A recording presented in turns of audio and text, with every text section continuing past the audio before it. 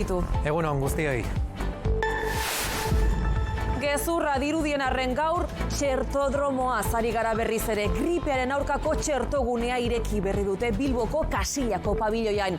Horrela egin nahi dio aurre Osakidetzak Bizkaian egon den kasu gorakada. Goizeko 8:00 arratsaldeko 8:00. 15 egunez 5 txertaketa puntu egongo dira zabalik. Eta aurreko hitzordurik gabe eta arrisku taldeetatik kanpo ere edozein joan daiteke. Ordubete darama zabalik txertodromoak, ba al dago mugimendurik, Joseba Lorza? Bai, goizeko 8:00 ateak ireki dituenetik, ilara sortu da COVID garaia gogorarazten duen Kasillako txertodromo honetan, 12 orduz egongo da gaur irekita eta ez da aurrez hitzordurik hartu beharko. 14 urte baino gehiago izatea da hemen gripearen aurkako txertoa jasotzeko baldintza bakarra.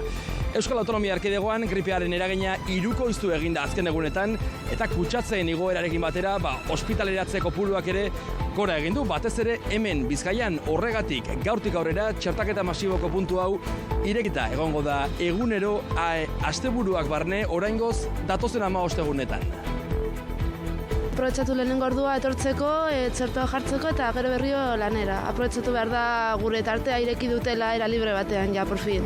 Hasta le he comentado a mi marido y a mi hijo, oye, ir porque en cualquier momento podéis, así que estupendo. Pasatzen dena da ni COVID-ekoa ezin dudala gaur jarri ze pasatu dut abuztuan, pasatu dut abuztuan eta orain itxaron behar dute, bai. Ez, oso ondo pingideat, egia esan ez dute ia ezer nabaritu, ez. Estatuko osasun sistemaren lurralde arteko kontseilua bilduko da gaur Zaragozan. Alberto Martínez